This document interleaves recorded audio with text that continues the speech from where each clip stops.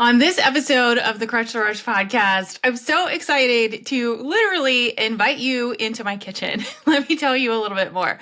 So in the last couple of weeks, we hosted our collective co-op Fall Fest retreat. So we host in-person events twice a year, and our Fall Fest retreat actually takes place in our house with our family, with my team, and all of my really amazing entrepreneurial friends. And I had this great idea that I wanted to do a podcast on what the heck is actually working right now with really deep questions. Not like what's working for you, but like let's really talk about the things that you're actually doing. And so I brought in some of my amazing friends and we set up our microphone and our video literally in my kitchen, as in the microphone and the computer were in my sink.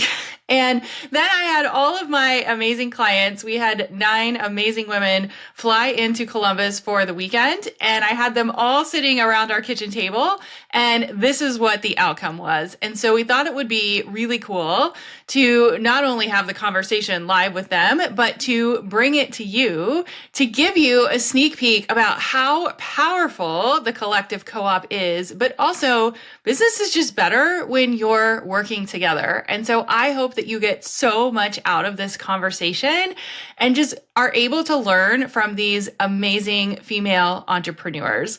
I also want to talk just for a minute about our collective co-op. So for the past 4 years, I have been running a program called our Collective Mastermind, and we recently relaunched it, moving into this collective co-op model. So the collective co-op is for a female founder like you who is all in and ready to create a full income in part-time hours, which is things that we talk about all the time.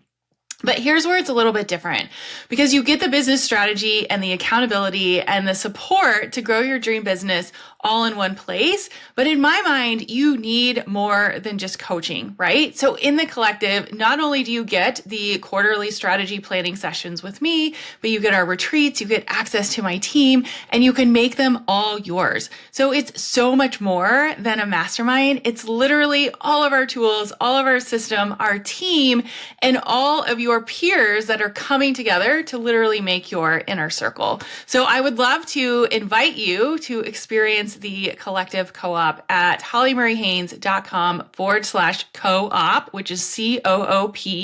So hollymariehaynes.com/co-op and see if it's the right fit for you. We started in January, and this is just a sneak peek behind the scenes of some of the conversations that we've been having.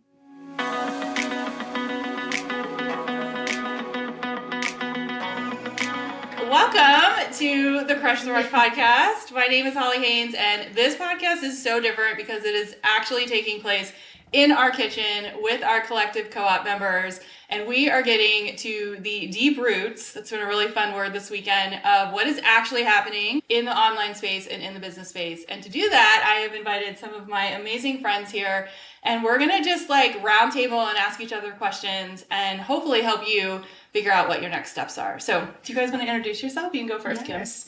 My name is Kim Mills. I am a local realtor in Columbus, Ohio. I have learned that you need to be brave in stating things about yourself. And so I am a top producing realtor. I also have a podcast. She's a top 1% producing realtor. Top 1%. Yes.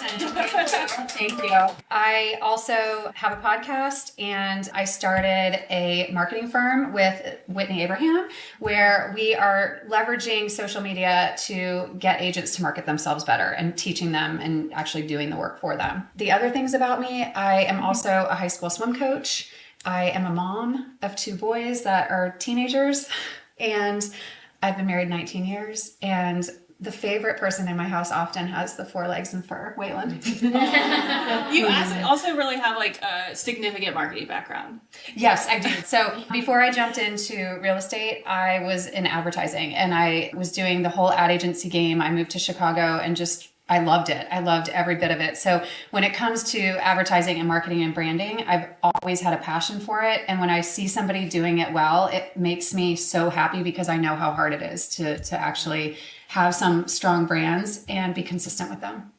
Hey. Whitney, you want to introduce yourself? Yes. Hi, I'm Whitney Abraham. I am a business coach and a marketing strategist. I did not start as a business coach. I actually built a couple of online businesses that went really, really well. And a lot of the women that were in my category were asking me what I was doing. And so I started kind of mentoring them on the side, and I realized that was actually where the fun was. And so that happened, 6 years ago? And now I have a business coaching practice, just much like Holly, and I co-own Real Social Agent, which is a digital marketing firm. And Stephanie is my podcast partner on our podcast, Capture Your Confidence. I'm Stephanie Hanna. I am a lawyer by trade, and I have a business called The Other 85, where I focus on professional development for professionals, mostly women. I co-host the Capture Your Confidence podcast with this one, put on the State of Women conference with these two. And my business, The Other 85, is all about professional development and having difficult conversations and setting boundaries. The name comes from the idea that 15% of our success comes from the hard technical skills, and the other 85 is the relationship building, the networking, the having difficult conversations, the boundaries, and that's what makes or breaks our experiences. And so that is the work that I focus on. I love that. Isn't that such a cool name for a business? I love She's it. a genius. I know. Yeah, so good. So you can see, there's going to be so much goodness coming out of this. Okay, we're going to, get down and dirty really quick. So, Kim, what are the most significant shifts you've seen in the business landscape recently, and how are you addressing them? Yeah, this question. So when you think about real estate, especially in the market where I'm selling, I think the biggest challenge that we've had probably in the last 3 years is inventory. There's not much to sell.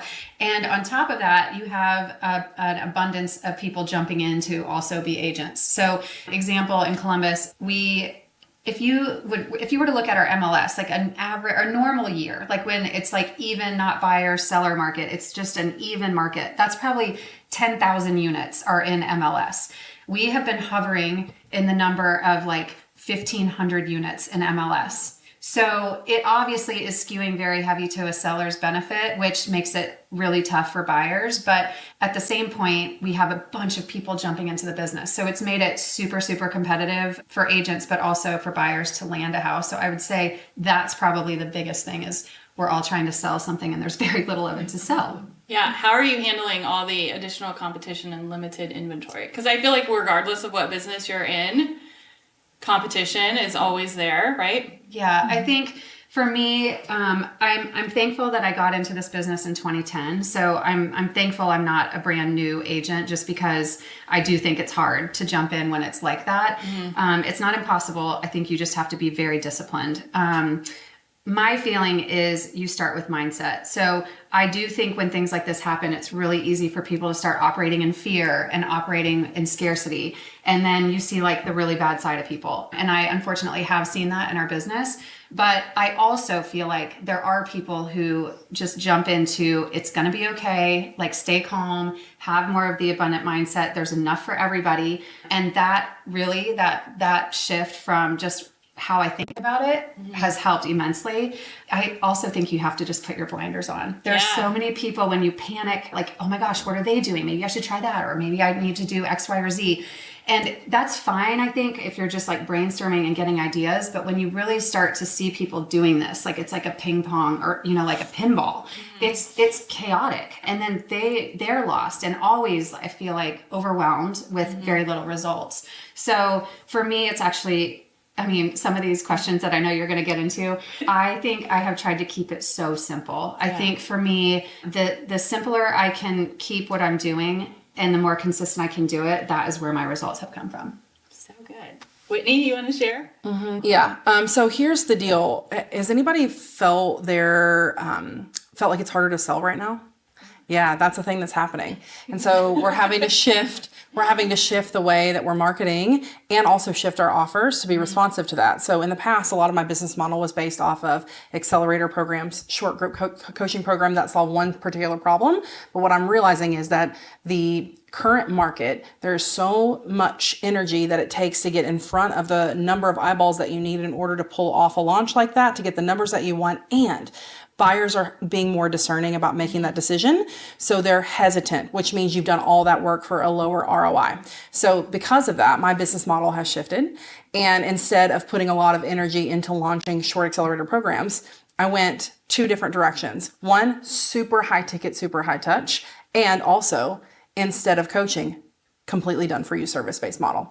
That has staved off a lot of the freak out of revenue, because if you're quick and you notice the trends of what's happening in the marketplace, you can take the skill that you have and use it in a different way, right? And so because I'm not marketing to launches to get an accelerator running every 6 weeks, I have the energy to pour into clients at a much higher level, and they pay me a lot more, which means I need fewer of them. So that's the way things have really shifted in the last year for me. Yeah, I love this. This is also why I love this roundtable, because I feel like we are all similar but so different. So we just ended a launch for, I would call it a short-term sort of roundtable program. It's 8 weeks. It was very different this time, right? But the difference maker was we added a one-on-one component to it, because that's what people were craving. And so we were looking at the marketplace and saying, yes, people wanted what we were offering with Antisocial School, but also they were craving time with me. So we added that in as like, okay, this is something where we can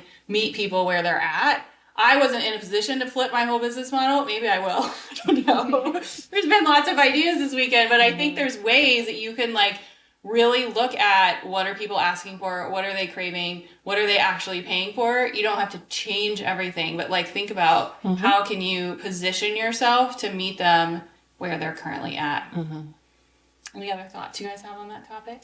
Well, I think what you just said, I think in those moments where you're like, what is happening? And you're doubting yourself, right? You're just like, oh, I'm doing this all wrong, or this was working. And you just start to get so mean to yourself. We were just talking about this. It's like your inner voice is very important. So I think always remember that. But, I think if you can get to a space where you can just listen to the people who are appreciating your work and ask really good questions, I think the answers are in front of you. It's not something you have to just like light on fire and totally start over. I think sometimes we just are so nervous to ask the people who actually are using the skills that you have, like what is helping you the most? What do you wish you had? What do you not need anymore? And that only takes a few conversations to get really good research. It's like focus group of 1 or 2 is amazing. Yeah. And if I could tell you that in a decade of doing online business, no 2 years have looked the same. And so just take heart and know that part of this process, like being an entrepreneur in general, but like part of this process is that you're always reiterating. You're always changing, because the nature of the market is changing and changing fast. And so instead of freaking out about the fact that it's shifting, embrace the fact that it always shifts, and you figured it out before and you're going to figure it out again. Yeah. I think your gut will tell you what the right thing to do is too. I think so often we like forget that we talked about it earlier this morning. Like you have everything you need to be successful. You just have to like literally stay the path. And then the outcome is what it is. But the outcome is probably going to lead you to like the next most successful thing. So it's so good. Okay, so in this arena that we're in, what marketing channels, I'll let you go first, Whitney, are proving most effective right now for you? Okay, depends, but for me and mine, it's always Instagram. Even if the algorithm is acting a fool, it's still my highest converting platform. Holly and I, what's really cool is that we do really similar work, but we do it so different. And so like her business is not dependent upon social. Your girls is. Like my business is absolutely dependent on social, both of them. And so it's really interesting that you get such different perspectives and you get to learn and realize that no one size fits all. Yeah. Instagram is still converting the highest for me from a discoverability standpoint. I think depending upon your market, you can look at audiences like TikTok. My audience isn't there. She's too old for that, quite frankly, and she's not looking for it there. So knowing that about the person that you're trying to reach is really important. Although I will say, watch out for a rise in SEO in terms of YouTube and Google. Like you watch that come up because it's about to slam. I love that. Well, I'm going to jump in on that one. So our goal this year was actually to launch a YouTube channel. We have a whopping 150 subscribers, but our largest discoverability is actually SEO. So I talked a lot about email. We do use social in a different way, but people find us through actually Google. Because when I think about, you joke that like, I don't have TikTok. I feel like I'm too old for it. But when I need an answer to something, I will Google it. So it doesn't surprise me that my clients are like typing in like, how do I market my business or whatever the words are. So that's been like really cool to see. It's definitely a slower roll. Like it takes a minute to set up, but it works. Like it works for you. So. Kim, what are you seeing? I would add, well, first of all, to just tell you about your YouTube channel. If you had 150 people sitting in here right now, that would feel amazing. So I actually think 150 is great. So just tweak that a little. That is a good, the coach told me that like a really long time ago. Like when you have like 10 followers, like I feel like we have 12 amazing people sitting in this room right now, and it feels like so awesome. So thinking about it a different way. Is I mean, they're clicking point. it. They're subscribing. They want to hear you. So I just like kind of forget about the number and just remember you have people who want to hear what you have to say. I love that. I guess, okay, for me, there's data that I hear all the time from the head of our brokerage, and it's like 78% of your clients already are in your database. 78% of your future clients are already in your database. And so for me, I think I've just learned that, you know, big marketing pushes, like to talk to everybody, it just doesn't work. And it's not what I want to do because I don't want to work with everybody. So I mean, it's just being honest. I'm not for everybody and they're not for me. So I think, you know, for strategy and like what I really look at is smaller, more intimate things. So of course, Instagram also. I love Instagram. I feel like I have a small, mighty community in Instagram. Like I don't have a giant following, but they are so loyal. They are so loyal to me. And so I love showing up there because it's like conversations with people. And for me, the cycle in which people that I'm going to see them again for another business transaction, it has now stretched. They're saying it's like every 10 to 12 years, people are going to be purchasing homes. So that's tricky because it's like, how are you going to show up and not be annoying? You know, but I've actually loved that puzzle because there is so much to share and there's ways to show up just sincerely with value that they're going to listen to you, and you can keep this dialogue going where you actually feel like you're kind of friends with your clients, right?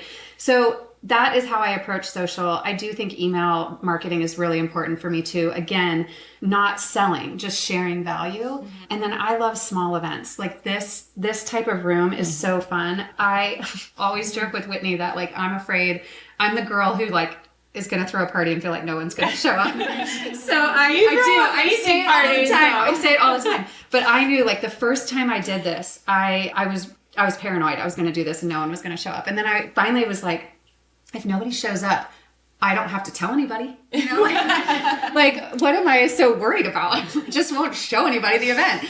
But I purposely made it really small and only had a few seats where people could come and hang out. And it was a holiday thing and it was super fun and we loved it. So I just think starting small and having the right people in the room is it actually goes a really long way. So good. Okay, we're going to flip it a little bit. And one of the things that we talk about is that your worth is not tied to your business performance. And sometimes I feel like when we're in this like weird space where things are changing, our sales aren't going the way that we think they are, we're being forced to pivot a little bit, or we're feeling uncomfortable. I want to know, and Kim, you can go first, how do you manage stress and from things like this from like negatively impacting you personally? Exercise is a huge thing for me. I do it because it feels therapeutic. It feels like meditation. I just need to sometimes just get into a zone where no one's talking to me and I'm like pushing my body and I'm sweating and I just, you know, you don't feel like doing it, but then when you finish, you like feel amazing. Like that is the end result is what I'm seeking, right? It's just to feel a release. So exercise is a big deal. I also think you really have to surround yourself with the right people. And it doesn't mean it has to be people doing the same thing as you. It could be doing people in the same, you know, line of work. But I think it's so easy for us. Like if you have a negative Nelly in your group, it's so easy to like listen to that louder than the other stuff you should be listening to. I mean, it's toxic, right? And so I just choose to remove myself from those situations. I just know the people who do bring me up and who make me feel better, and I know the ones that don't. And you're in control of that. You know, you're in control of who you give your time to. And then sleep. I think sleep is so important. I think I have a hard time with sleep right now, but I just think like when my mind is going up really fast, it's really hard for me to actually calm down. And so anything that I can do to like reinforce better just the sleep hygiene. I think you gave me that phrase. You know, like not looking at my phone before bed, just chilling out. And like literally I try to do, you know, like when you do like you clench parts of your body and then you make it feel really heavy in your bed. That's like my favorite thing to do right now. So sleep is essential. Whitney, what do you want to add? I want to share with you that this is the undoing of my lifetime. And that if you knew me 5 years ago, I would look really different to you mentally and emotionally because of this concept of your worth being tied to the outcome of your work. I remember the first month that I had a 6-figure month, I'm at dinner celebrating with my husband. He had just left his career because he didn't need to go to it anymore.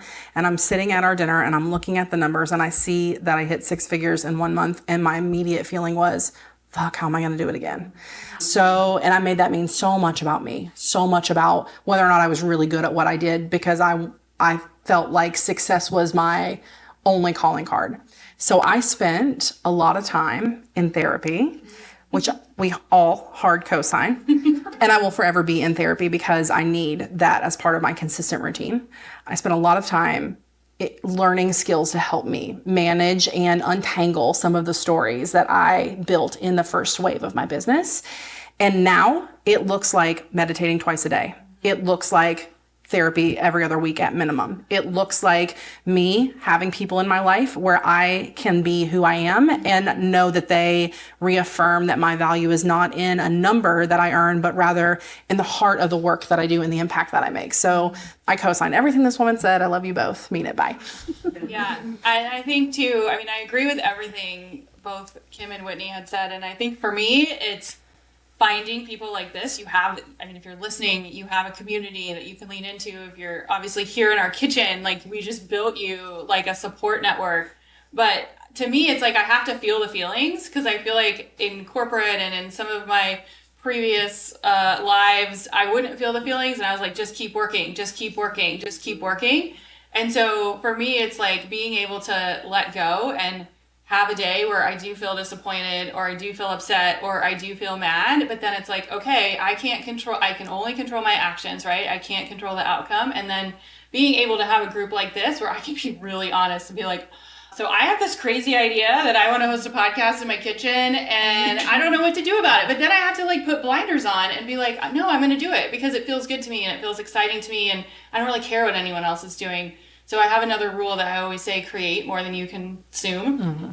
So this is very creative for me, right? Like having everyone at our house is super creative for me. I haven't been on my phone for like 2 days. I don't even know what's going on in the world. And that sometimes you need that. Like sometimes you just have to disconnect. So there's one more thing I would add, and it just, I don't know if any of you feel like you are judging yourself based on a number or like a sales goal or whatever that might be.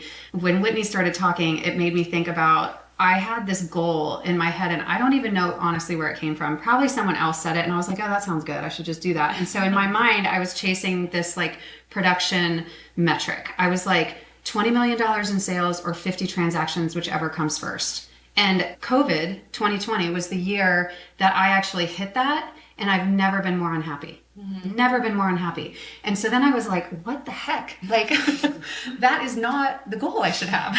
So it actually just took me being honest with myself of like, that actually isn't what's driving my inner, like that inner success. Of course I want to be successful. I thrive on like high performance, but I was miserable, like really, really miserable, like ready to be like, I'm switching gears. Yeah. So I think that's a good point too. I know we were talking about finances earlier, and I do think it's important to have a financial goal.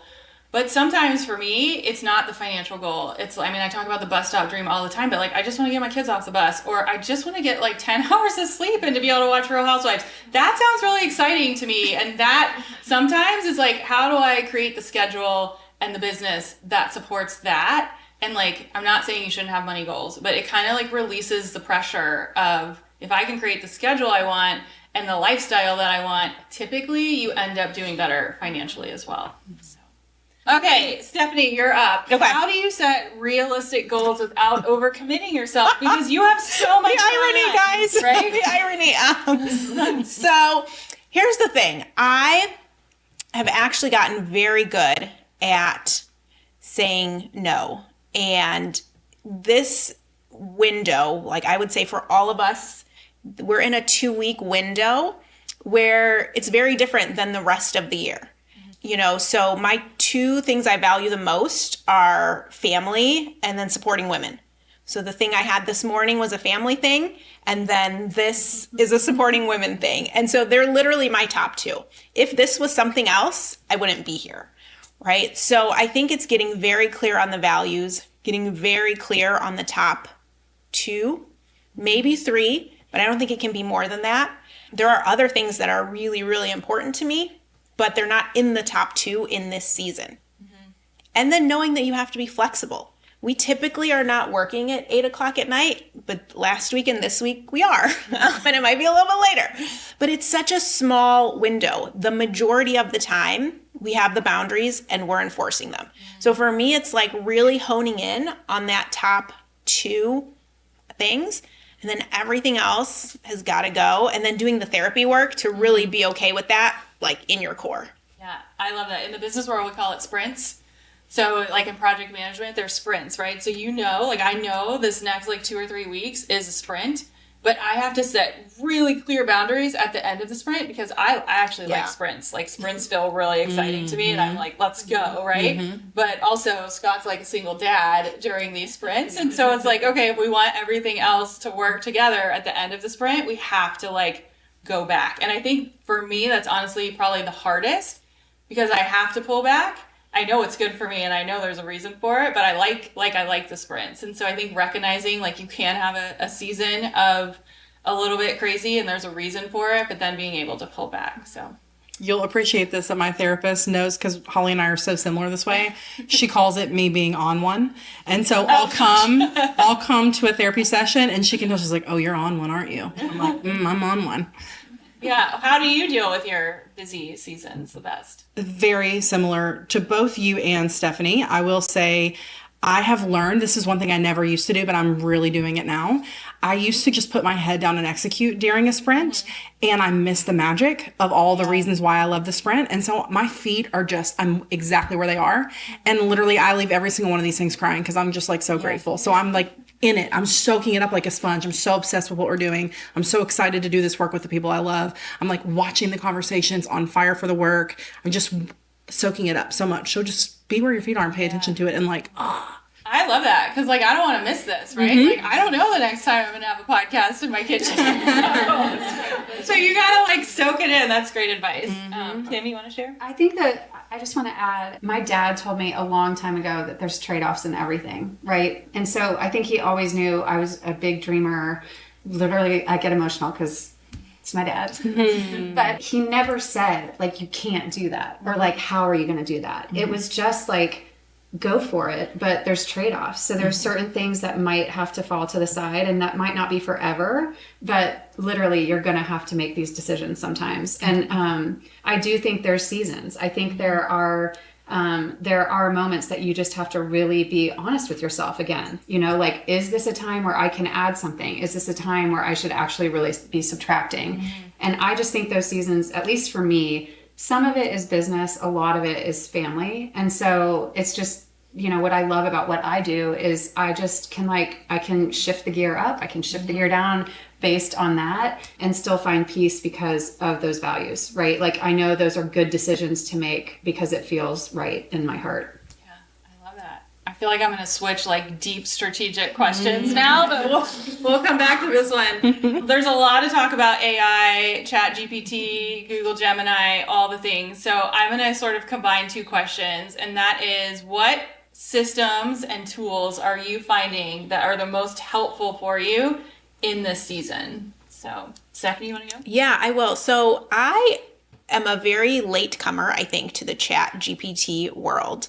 And I work in the courthouse 4 days a week. And I have come to appreciate, I would say, AI. It took me a while to get there because in my world, I read briefs and legal documents by people who are not lawyers using Chat GPT to help them think they are lawyers or think that they can, you know, submit legal documents.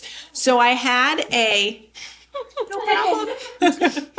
I had a bad taste. I was like, this is terrible. People should do the work themselves. what is this?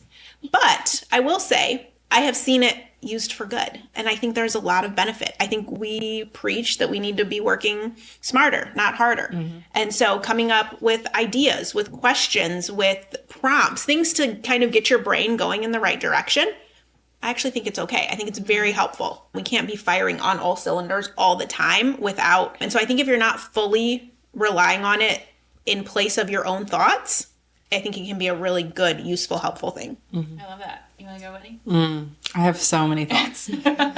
I will give the disclaimer that I agree. I think my voice is my most powerful tool in my toolkit. And so for that reason, a lot of times when it comes to marketing, I do not use AI, with the exception of whenever I am adopting someone else's voice that I'm not as strong at, or when I have so much to do that I just need to get 50% of the way there so that I can magic the rest. So here's how that's looked in real time in my business. I just was on a CEO session, a 2-day session with a client. I was out in San Jose. We were building an entire funnel for her business, a lead magnet, a masterclass, and a course. And literally the job was for me to leave with it all built, filmed, built, everything. So because of that, I am literally like, how am I going to help her create all of these workbooks, all of these like modules and all the assets that go into this in that short a time when the voice is not second nature to me. So I used AI to create all of the worksheets for her course collateral. I used it to create all the SOPs that she was recommending for positions inside of their companies. I used it to write all of my sales sequence. And like tip here, if you're going to use it to write your sales sequence, 2 things. Number 1, feed the AI as much data as you can. So I gave them the full ideal client brief. I gave them the outline of what I wanted the emails to do, each of them, and the cadence. And then I let AI write the emails so that I got 22 emails done and edited in an hour and a half. Yeah. So that's the way that I leverage it whenever I know I'm like, okay, I've reached the threshold of my skill. And so now it's time to bring in something that's going to help me finish this strong. I love that. How do you use it, Kim? So I am not the best adopter of it, but I'm not anti AI. I think in our industry, I think there is still a lot of fear of like AI is going to replace real estate agents. I don't think that's true, but I was just listening to somebody speak yesterday, and he basically was saying it's not that AI is going to replace agents, but he does think there is going to be a massive separation of people who are using it and people who are not using it. And I do believe that. Whitney is such a strong writer. I mean, it's fascinating sitting next to her when she's writing, because you're just like, that is amazing. And it's just flowing out. I am a much better editor. So like, if you can give me something to change, like staring at a blank page sometimes is really hard for me. So I have used it for things like a property description, but the better prompt, the better the outcome. I mean, that's just where I think you have to think through, like, tell it your voice, tell it if you want it to be serious or funny or analytical or whatever. And so I just try to make it match my brand the brand values. And it's good. I still like to edit it. I don't think I'm ever going to just take it and move on. I think it's nice to massage it, but man, just doing 20% versus 100 is awesome. Yeah, I use it similarly, but I will say a lot of times I will use it for ideas. So I'll be like these questions. I was like, explaining, like I explained that I wanted to have this like group roundtable podcast interview. Here's like how I teach, what I do, what are some like really deep, different questions. And then I took the questions and made them my own, but it gave me like a starting point. The other thing, we were talking about SEO earlier, we use it a lot for SEO and like keywords and hashtags. Like you don't have to change that. Like it's telling you what the trending words are. And so that's also a really easy way that you could like get a title, get a keyword, like get a blog post. Like those are really easy ways that you can like repurpose your words into something that's going to be just a little bit more valuable because you're pulling out the keywords that people are searching for. All right, I got one more question, and then I'm going to switch it up again. I think we're going to open it up for Q&A. So how do you guys stay motivated, especially in a busy season? Do you want to go, Kim? I'll go, sure. Okay. It's funny because this is going to be literally like my coaching hat. I mean, my swim coach hat. These guys are like the business coaches I ask all these questions of. Okay, I think if you're waiting for motivation, you're going to be waiting forever. I think it doesn't happen. It just doesn't happen. I think it's being committed to discipline. And so that is where it lies. I mean, I think that to me, and what I see everywhere, in kids athletics, in business, in relationships. I just think you have to commit to the discipline of the boring stuff. Like, it's the non-sexy work. And if you show up for that all the time, that's the difference maker. There's no like, ooh, it's the shiny thing at the end. It's like, no, you're just showing up and you're doing something more often than someone else, and likely much better than someone else on repeat. So don't wait to feel motivated, because you aren't going to get that. There's no like ding, it's going to drop in your lap, right? Today's the day. Yeah. Stephanie, you want to share? Yes. And I agree with that wholeheartedly. I also think how you do one thing is how you do everything. And so I just try to show up consistently. Now, I can eliminate the things, so there's less things. I don't have to show up that way for 100 things, but maybe I should be showing up that way for 20 things. And so I don't think there's motivation, right? There's motivation. I love this, right? I'm going to leave here. I'm going to like feel so filled. But if I'm relying on this to like carry me to next week, and I'm just going to show up and my speech is going to flow because like I feel so good when I leave here today, that's not good. That's not going to hack it, right? So I still have to go by myself, practice the presentation that nobody's going to see, like do the 20 mess ups, like all the stuff that nobody's going to see between now and next Thursday. So that like good feeling gets you, right? That's why I'm going to put the work in, because like I'm going to get to feel it again next week. Like that's so exciting. But that alone doesn't drive the bus. So I think you have to show up consistently and then know, the feeling that you're going after and continue to go after it. But that can't be the thing that's pushing you to do the work. I love that. Whitney? I just am obsessed with my friends. You guys are so smart. I will say that I subscribe deeply to both of what they're saying, but also I'm in my soft girl era. Okay. So I am kind when I'm not motivated, and I take it as a cue that there's something else that's off. So whether it's like, oh, I'm working too hard, or, oh, my heart's not in this thing I'm doing. Like, I'm actually going to listen to why I'm unmotivated, because when I am on fire for my work, I am a freight train. There is literally nothing that could stop me. Motivation is the last concern of my life. So if I am not motivated, that's a warning bell that something else is off, and I need to actually pay attention to it instead of like forcing myself to go forward. I mean, wow. Can you? I'm telling you that if you knew me, you would know it's a really big deal. I'm a big girl. Love that. So I'm gonna add on to that. We're like, I would say in this like group, we're like very obsessed with human design and like leaning into our personality. And I think for me, I mean, motivation comes and goes, but I think I kind of lean into what Whitney says, is I'm like listening to like, what is my body telling me? Like, if I'm like really exhausted and I'm not excited about the thing that I thought that I was really going to be excited about, like, why am I not excited about it? Like, what's the thing that's like blocking that? And leaning into my human design, a lot of times I just need silence. Like, if I start to feel overwhelmed or I start to feel not motivated, like, I have to go down to the basement where like no one will bother me for an hour and like listen to some music or just like zen out or go for a walk. Like, I have to like disconnect myself and be like, well, why am I actually feeling this way? And I feel like for a long time, I never asked myself those questions. I was like, oh, you're just tired. You're just like trying to do too much, but you have to keep doing it. Like, go, go, go. And then when I like slowed down to be like, well, why are you actually feeling this way? Like, the motivation actually comes back. So good. All right, we're gonna open it up to questions because I'm super curious what you guys want to know. What questions do you guys have for the group? Anything you want to know?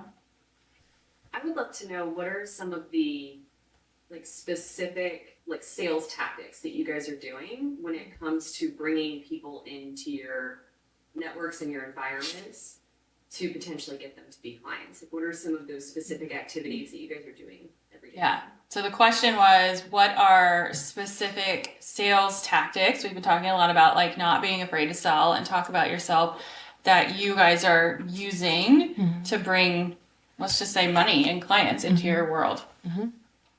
So I will say that I spend a lot of time doubling back on things that I assume other people should already know. The specific work I'm doing, who specifically I'm doing it for, how it makes a big difference in their life, why we came up with that solution in the first place, what's going to happen for them when they do the thing, right? So that is all inside of you and ruminating, and you know it, but they don't know it. And in order for them to say yes at the end of the process, they have to hear all of those pieces from you. And so it feels stupid to like say the same thing over and over again. But here's the problem. We're doubling back on, I don't really know where all they're consuming. Are they reading all of my emails? Are they watching all my social? Chances are really good they're not watching every component of it, which means that I am mass communicating way more than I think I need to on all of these small segments in specific order in order to make sure they have what they need to say yes at the end. Yeah. Yeah? I always say, like, by the end of something, so let's say you're like launching something or putting something out there, like, you should be so sick of talking about it. Like, you're just like, oh my God, like, I'm ready for this to be done. Like, I cannot say XYZ over and over again. And then you can like take a break and pivot. But I mean, what is it? You have to consume something like 56 times or something now before you actually like realize what the person is talking about. So I think when you think you're not doing enough, or you're like, I don't want to send 17 emails, like, you probably should, right? And who cares if you do? Like, what's the worst thing that's going to happen? Somebody's going to unsubscribe. Okay. Like, it doesn't matter, right? One other sales tactic that's really changed the game for me is just like being an overgiver.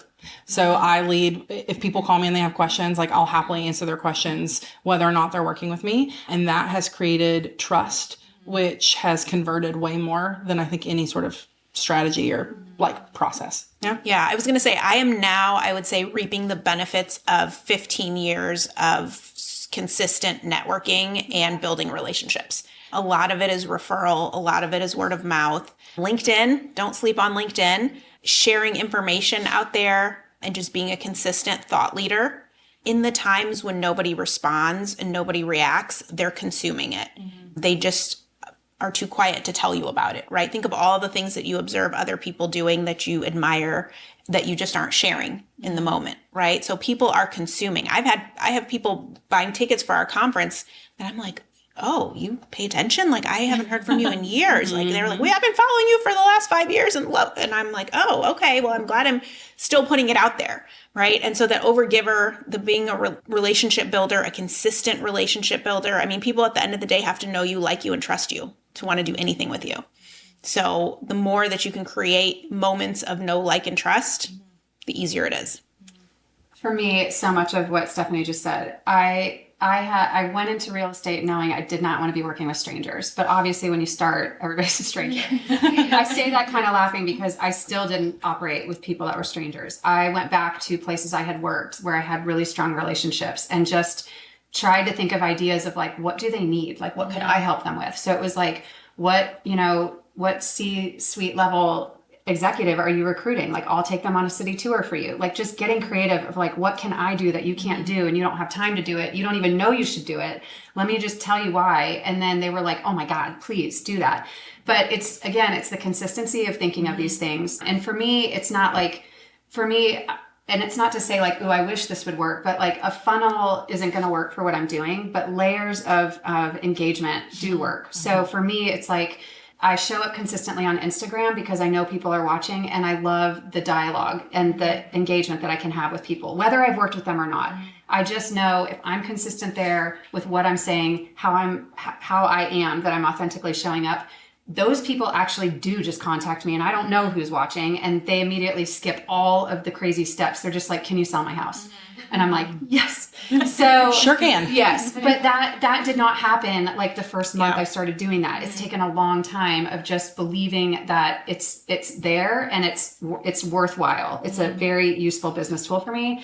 And then it's layering other things. It's like, where are the people who I want to be working with? Where are they? What are they doing? And how can I find them? Where can I get in person with them? Because I definitely love the face-to-face. So it's getting involved in things that make sense. But you really have to filter, like, what is it that makes sense? And trust me, I've tried a lot of things that did not work. And so you just say, like, okay, scrap that. Like, we're going to move on to something else. And that's fine. But the notion of getting into more face-to-face opportunities is really important. Yeah, I love this question because I feel like when I get asked this question, everyone wants like what's the one thing? And I think you're hearing that there is not one thing. We all wish that there was, and there's not. And I think the thing that has worked for us recently is meeting people where they're at. So we all want to put people in a box. Like when we introduce ourselves, we put ourselves in a box. When we like launch programs or sell something, we're putting people in a box. And the boxes are okay, but if somebody's not ready for the box, it's like, okay, well, let's like keep the relationship going So when there's a different box available, I'm not advocating that you have to have 100 boxes. They already know you and like you and trust you. And one of the things that we have seen is like people that are joining some of our like higher ticket programs, like they've been on my email list for like 4 years. And I'm like, oh my God, don't listen to the first podcast. Like, don't go, like, we're like, come talk to me. Like, we'll just talk on the phone or whatever. So I think it's like meeting people where they're at. And for us, it's just having like real conversations. And we were talking about like formally launching earlier. And at our last launch, like I sent personal emails, like personal, me writing it, not automated. And people were back and they're like, I can't believe you wrote that. Like and I'm like, yeah, I did. And I mean, I had people getting on the phone with me, I had people getting on calls with me. I mean, is that something that's sustainable long-term? Did it work in this season? Yes. And so I think it's like just thinking about how can you meet people where they're at. We can't control how people make decisions, but we can give them the information to make the right decision. Mm-hmm. Oh, also, your email just reminded me of this. Don't sleep on a handwritten note. That was a game changer. I started doing that probably 3 years ago in my business. And the sales model that I learned this from suggested like 2 notes a day. And granted, like sometimes, so if you could do 2 notes a day. And if you can just think about, I think sometimes you're like, who should I send this to? This is so hard. It's like once you really get into the rhythm, you realize like, ooh, I had this cool interaction with somebody yesterday and I should just send them a note.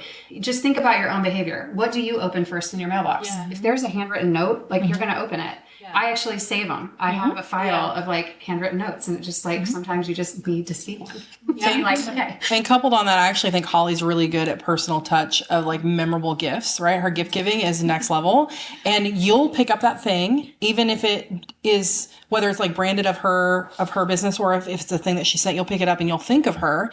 And she does it with good frequency too. So I'm sure going through this process, you see that, like take note of that cadence and adopt that too in a way that feels natural to you. Yeah, I love that. I also like leaving voice messages for people, like even just before this retreat, like I was thinking about last year and like who was at the retreat, and I like just left them a message. And I was like, hey, I genuinely was thinking of them. I was like on a walk and we hadn't connected in a while. And so I think like just keeping those connections like top of mind. I mean, I wasn't selling anything. It wasn't like, it was just like, I was thinking of you. Like, I can't believe this was a year ago. And it's like keeping those conversations going.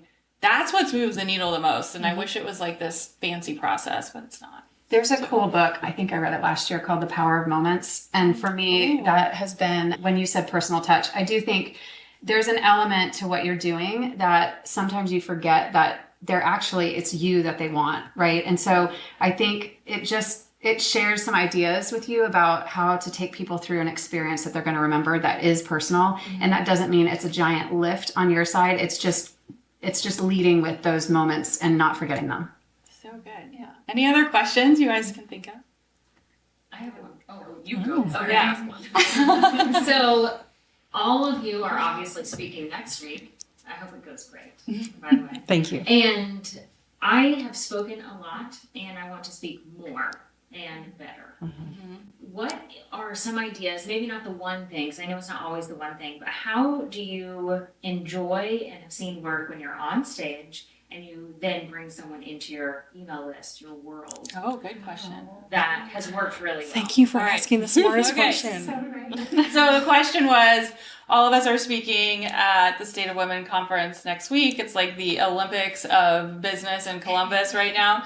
And the question was, how do you take people from being engaged with you in the room and moving them to like your world, to your email list? You want to go first, Whitney? 2 different strategies. Am I speaking in a room where I'm collaborating and building the room, or am I speaking in a room where I'm the guest and I don't know the people, right? Okay. So in a circumstance like this, we'll freely share the email list with people so that we don't have to have a pitch at the end of things, although we are selling. And by the way, like if you're standing on a stage, never leave that stage without telling them the next right step.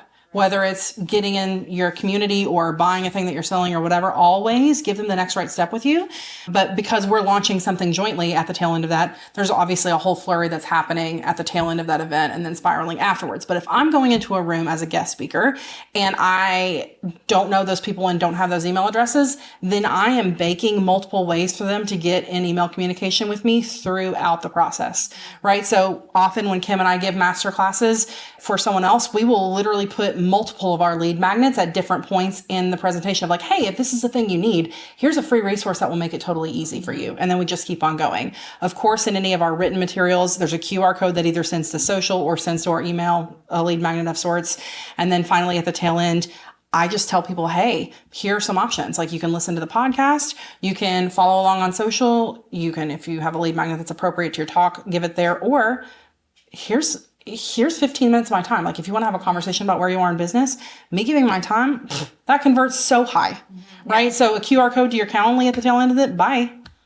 Yeah. I would also say that putting those, you can put it at the end, but put it early on. Yes. Because at the end, I mean, everyone zones out at the end, right? And they're like, Everything's oh, it's getting another closed. link, it's another QR code, right? Like, have them take the step while you're speaking. Like, hey, I mean, I say this all the time. I can only cover so much in 30 minutes or 45 minutes. I want to make sure that you get the notes to this presentation. Go ahead and download this, and I'm going to keep going. That way they're doing it, like, while you're talking, right? And then I think it converts better.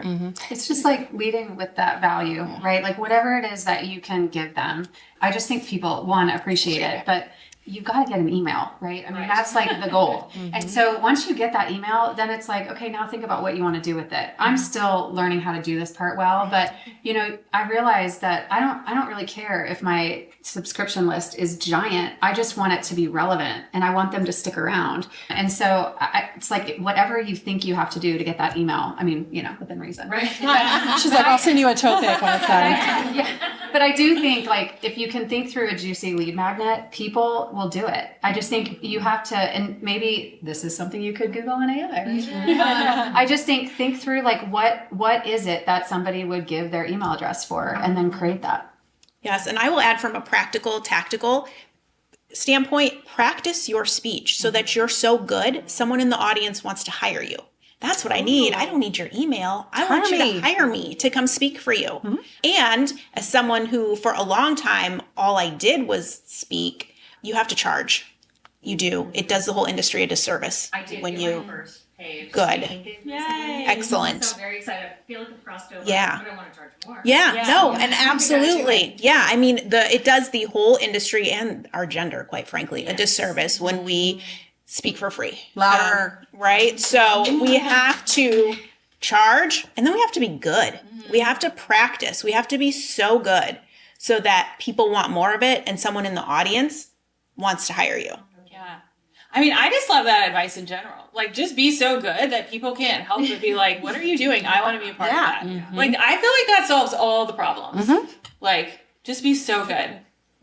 I love that. What other questions do you guys have? So going back to before you guys were super successful in your businesses and you had to make a big investment before you necessarily saw income coming in, what was your mindset and how did you ultimately decide? Like, I want real like logistics. How did you decide to make that big investment?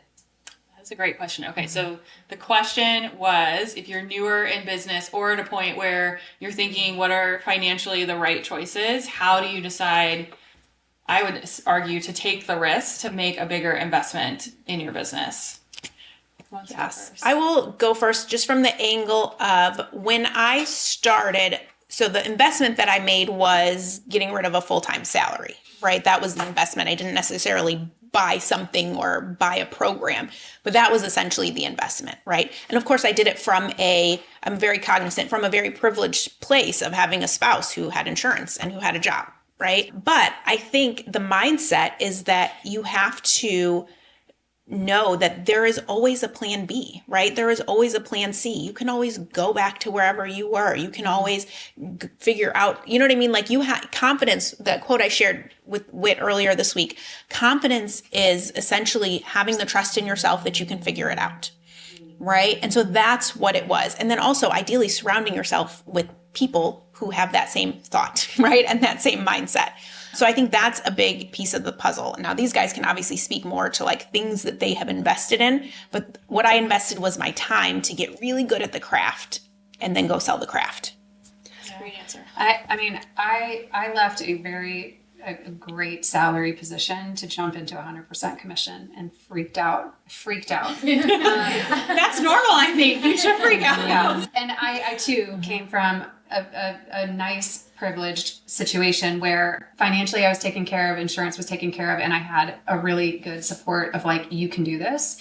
So that was a great place to start. I feel like you are a target when you're like jumping into something, and maybe it's because you're kind of almost putting it out there like, oh, I need all these things. I need all these things to be successful. And I didn't buy anything. I mean, I was like, okay, I can do this. Like, I need to just, for me, it was like, create the database. Like, who do I know? So that was just me. Like, could I go spend a lot on a really fancy database? Yeah, but like, why? I mean, at that time, I didn't need that. I just needed an Excel sheet. And so sometimes I think you almost overcompensate by thinking, oh, that's a shiny object. I need that. Ooh, now I need that. I feel like for us in real estate, you're always having pressure to buy leads. And that is a very expensive thing. Thousands of dollars a month. And I'm like, I can't afford that. That's not sustainable. And it's also introducing me to a bunch of strangers who are probably not even ready to be talking to me yet. And I was going to say, every one of these things I get in the mail from a realtor, I literally throw it in the trash because one, I'm not in the market, and two, I would call Kim. You know what I mean? Like, so I'm like, now that I'm like, I didn't know it's thousands of dollars, but I get a lot of those. Yeah. Now it's all kind of making sense, and it's not effective. Yeah. So that's where I think like get scrappy, like figure out, I mean, grassroots stuff I found really fun because I'm like, what I do is hyper local, right? Like now, 15 years into my career, yes, I'm networking with other agents around the country. And yes, there's like different things that come with that in terms of a referral network, but it's just like down into the gritty of like, what can I go to that's free? Where can I meet people that I want to be working with? Like literally it started with that. And I think starting small is something to not be afraid of. It's okay. My database still is not huge, and I'm okay with that, again, because I want to talk to people, one, who want to be talking to me, and it's not like a bragging number. I think you get forced into these silos of like, oh, well, I have 10,000 people in my database. And it's like, okay, how many are customers, right? Because it's real expensive. If you're sending out mailers to 10,000 people and you're not seeing anything. So I would just get really creative. You can do events really cheap. You can go to a ton of events for free. I just think about where the person is that you want to serve and go find them. And I will say from a mindset perspective around making decisions to invest in yourself, I have always gone into these circumstances, whether I'm spending $1,000 or $50,000, knowing that if I'm going to do it, I'm going to make it worth every red cent that I put into it. And I have never, ever invested in myself and not immediately made an ROI on it because I know that I'm going to hold my own feet to the fire and I'm going to do the thing. And so whatever mindset work you have to do to get around to be on your own team, to say, if I'm going to make this investment, it's not a gamble. I'm not a gamble. I'm a sure freaking bet. Like, if I'm going to invest in this, it's in the bag. Look, friends, if you're not betting on yourself, who is? Who is? Yeah. Like, and how do you expect other people to do it? Yeah. I love this. I think for me, it's a mix. It's a mix of what everyone has said. I think there's like grassroots things. I think there's mindset things. But also, I wanted the fast track. Like, I didn't have time to like figure it all out myself. And so I had to figure out, how do I get people around me that already did what I did so that I could do it my own way, but like learn from them and be in a room where I could ask the right questions. And I go back to this all the time.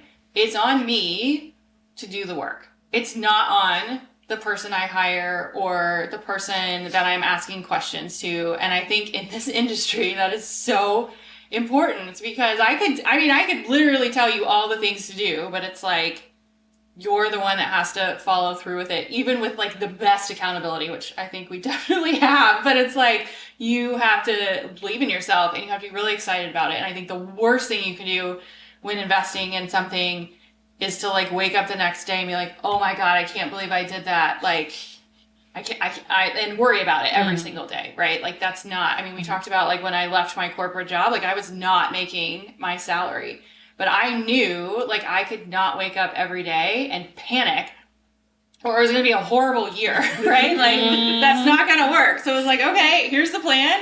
I trust myself. I trust the process. We're doing the thing. We're not looking back. we've got checkpoints along the way, and then you move on from there. Or you pivot and adjust, which I think is what we've chatted about. So good. All right, we're gonna wrap it up. I'm super curious, what advice would you give business owners this season? Woo! You starting with me? Yeah, go for it. Well, way to just like slam the hammer. Pressure. I would remind you that you made this decision to start the thing that you started for a reason, and to never lose sight of that, and to know that you as a person are going to change and the people that you serve are going to change, but the heart behind it isn't. And when you lose the heart behind it, you need to get back to that. There's just something in every one of us. We're all a little bit crazy, right? You kind of have to be to endure this level of risk and stress in order to do your life's work. Don't shy away from that. Embrace it. Embrace the fact that you have to be a little bit crazy. Get people in your corner that are going to remind you of the heart of who you are, why you're doing this work. And then just like breathe, because it's not going to happen as fast as you think it's going to happen. Breathe. Yes, I would say start learning how to be your own best friend. Right? I mean, you're going to get like other best friends, but like you have got to think that you can do this, right? And that you deserve this, and that you can figure it out, and nothing is too hard.